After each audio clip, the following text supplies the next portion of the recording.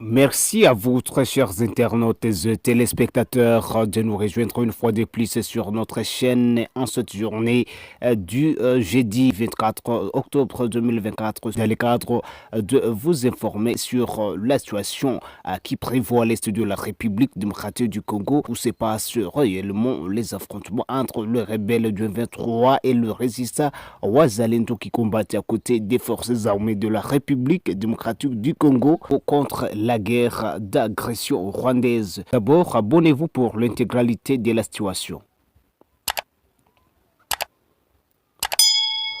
Le territoire des Massissi et Walikale ont été le théâtre d'intenses combats opposant le rebelle du 23 RDF et aux résistants Wazalendo sur plusieurs fronts stratégiques le mercredi 23 octobre 2024. Ces affrontements s'inscrivent dans la continuité des hostilités déclenchées par le M23 RDF à Kalembe le dimanche 20 octobre. Après une série d'acharnements de batailles, le résistant Wazalendo était parvenu à reprendre le contrôle de cette localité stratégique la journée du lundi 21 octobre.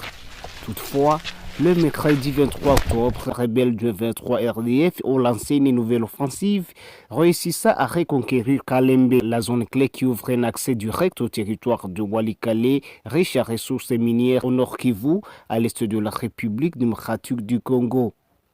D'après plusieurs sources concordantes, de renforts en hommes et en matériel provenant du Rwanda sont arrivés à la veille pour soutenir le M23 RDF dans ses opérations contre les résistants Wazalendo. Ces renforts auraient été déployés non seulement à Kalembe, mais aussi dans les localités voisines de Kalonge, situées en territoire de Walikale, et la localité de Kahira, en territoire de Massissi, où les rebelles du M23 RDF tentaient de disperser les forces résistantes de Wazalendo. Dans l'après-midi, les rebelles du M23 RDF ont tenu un meeting populaire au centre de Kalembe, appelant la population à reprendre ses activités quotidiennes selon les sources locales de la région. Bien que le M23 RDF ait momentanément repris cette localité, le résistant Wazalendo, loin de s'y laisser abattre, se prépare à lancer des contre-offensives pour récupérer cette région nouvellement reconquise par le M23 RDF.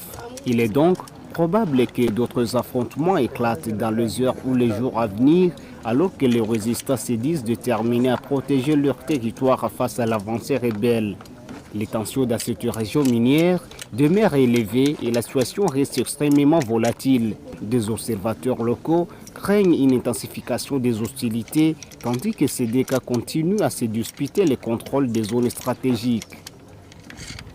Ces nouveaux affrontements surviennent alors que les rebelles du 23 RDF sont censés respecter les cessez-le-feu signés entre la RDC et le Rwanda à Luanda, la capitale angolaise. Récemment, la première ministre de la RDC, Judith Suminwa, avait annoncé que le dernier pourparlers entre la délégation congolaise et les Rwandais à Luanda, le Rwanda avait accepté de retirer ses 4000 soldats stationnés en République démocratique du Congo pour combattre à côté du M23. Cependant, cette nouvelle offensive rebelle semble indiquer que les négociations de Luanda sont loin de produire une solution durable à la crise en cours entre la République démocratique du Congo et le Rwanda. Merci très chers internautes et téléspectateurs, vous qui nous suivez nombreux, ne manquez pas de vous abonner sur la chaîne en partageant nos informations aux autres tout en vous demandant de vous rendre dans nos prochaines diffusions.